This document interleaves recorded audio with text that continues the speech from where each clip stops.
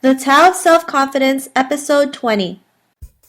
Welcome to the Tao of Self-Confidence, where I share stories of successful women finding their inner journey to self-confidence 5 days a week. Subscribe to our newsletter by visiting thetaoofselfconfidence.com.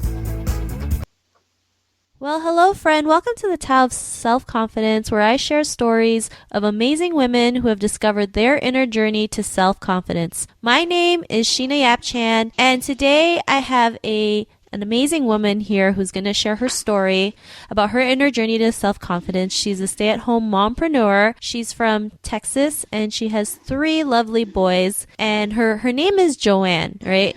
Joan, sorry. No, it's okay. My apologies, Joan. And we've met online. I haven't met her in person yet, but I know we'll meet each other soon. And maybe, Joanne, you can fill in to our listeners a little bit more about yourself? Sure, absolutely. It's funny that you say Joanne because my dad, he named me Joan, but throughout his whole life, he had called me Joanne. But it's funny because he named me Joan after Joan of Arc. So anyways, I am a mompreneur of 3 boys. I am also a military wife. My husband had just gotten back from deployment. And let's see what else. That's pretty much it. The boys, and I have an online business and I homeschool as well. So that all of that keeps me extremely busy and like to stay empowered throughout the whole thing too. So that's basically my life in a nutshell. Awesome. I should have known better too, because my sister's second name is Joan, and it's the same spelling, and I don't know why I said Joanne. So I do apologize for that. It's all good.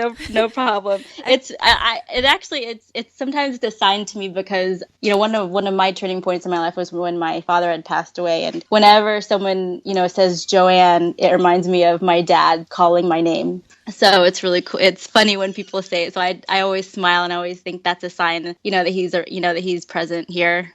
I love that. I love how you turn it into something positive. So Joan, can you tell the listeners what's your cultural background?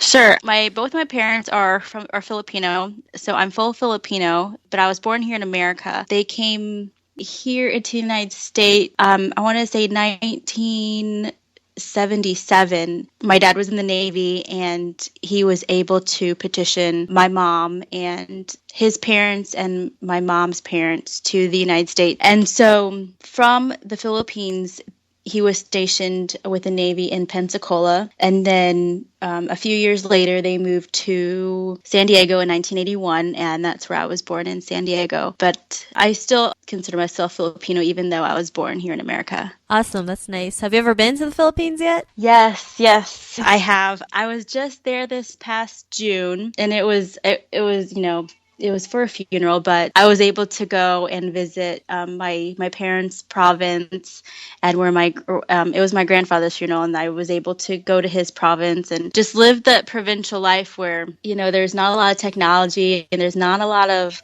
drama. There's just people are so happy with what they have. People make the best of what they have over there. So it's great to see that, and it's great to go back to the Philippines and to just embrace the culture. Yeah, the Philippines is a great country. I mean, I was born there, so I'm, for me, it's my homeland. Weren't you just there also this past summer? Yeah, I was there in May for a cousin's wedding. So. Oh, cool.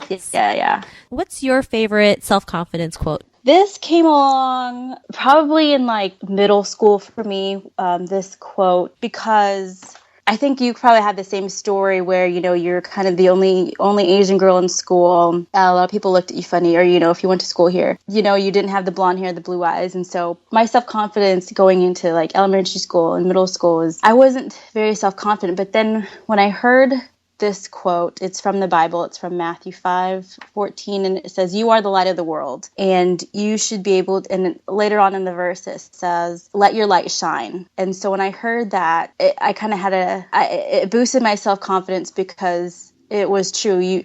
I am a light, and I should be able to show that light to other people. So every time I feel down or second guess myself, I always think of that quote because it encourages me to shed my light And I believe that's my self-confidence. I love that.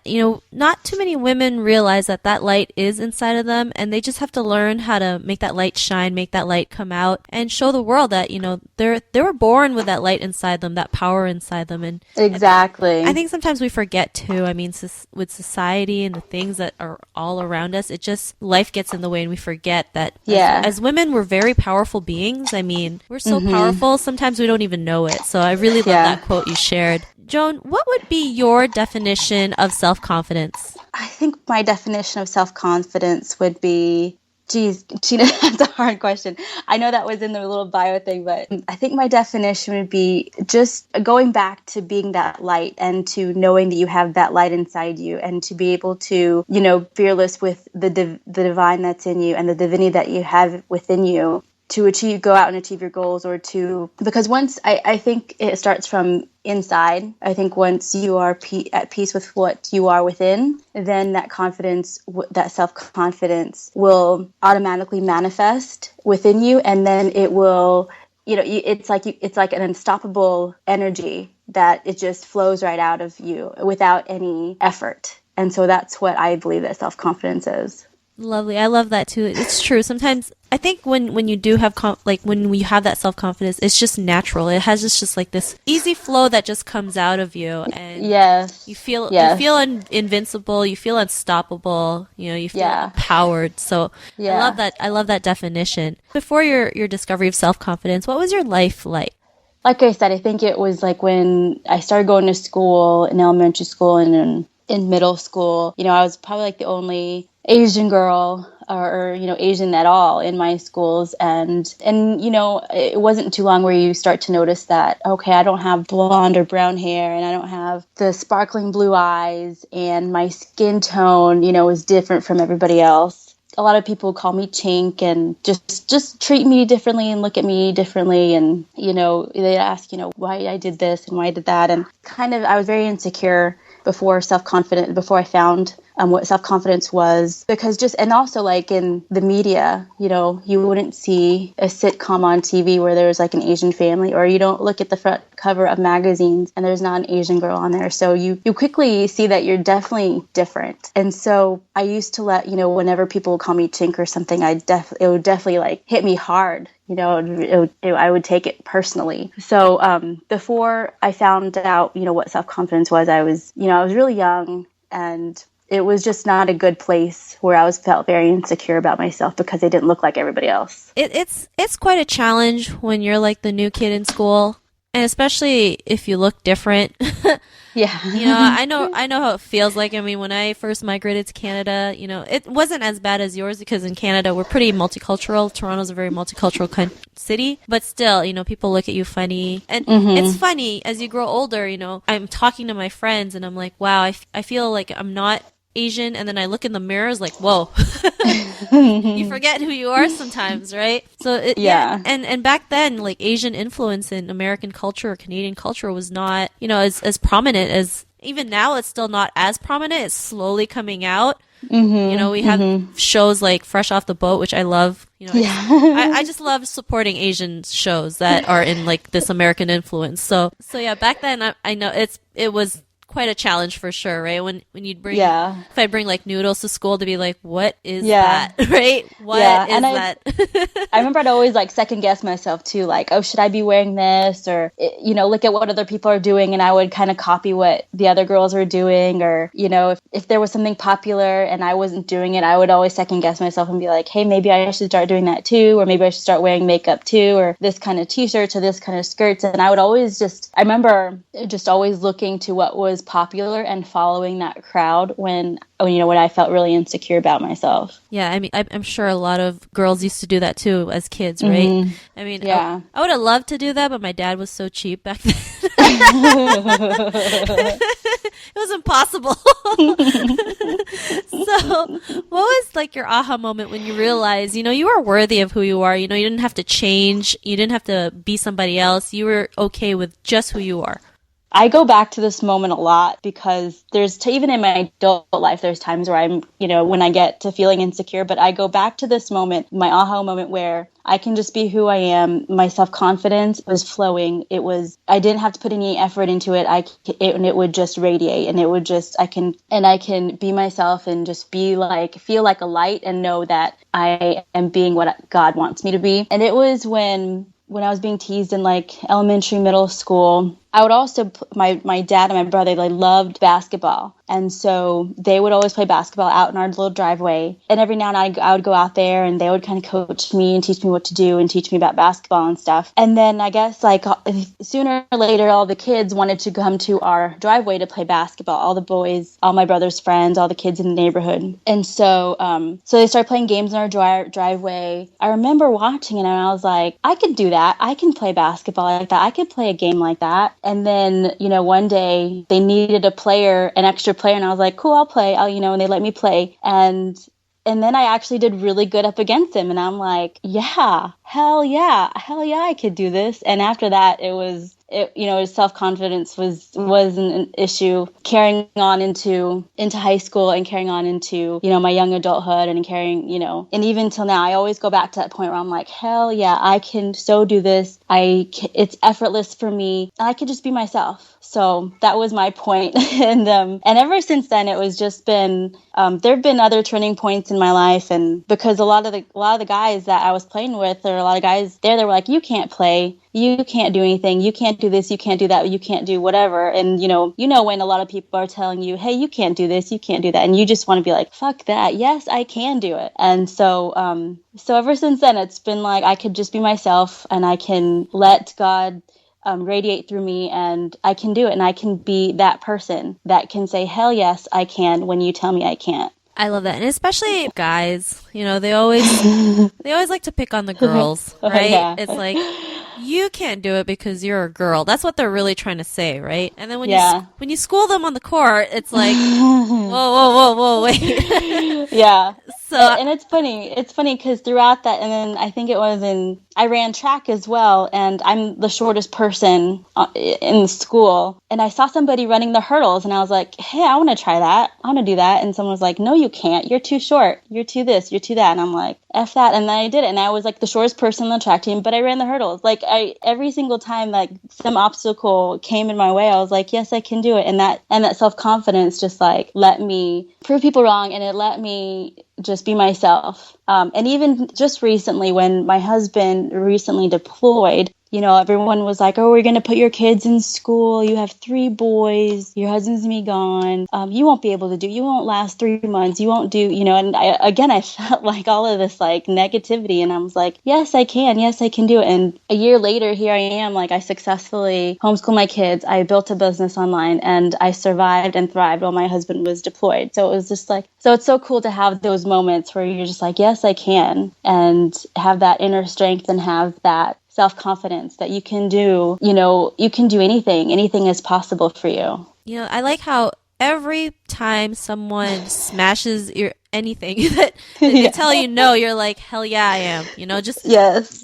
Just watch. And you do it every single time. And for some people that can really break them, right? They're just like, well, maybe I can't do it, or maybe I'm not good enough. And I've been through that too, when people say I couldn't do it. There are times it's like, just watch me. And then there are other times they're like, maybe they're right. And if you're listening to this, if someone says you can't, don't let it break you. Let it motivate you to go out there and do, what Joan did, right? She just showed them, right? It's all action. Don't worry about the talking. Just do the action and they'll shut up. So Joan, what's your life like now? I mean, you're at home, you get to work at home, you have a business online, you get to be with your kids. I mean, what's your life like right now? Right now, I believe, I can truly say that this past year has just been such a good opportunity for me to growing spiritually, mentally. And, I kind of feel like I'm in that zone where I'm just very at peace with myself and at peace with who I am and peace spiritually. And I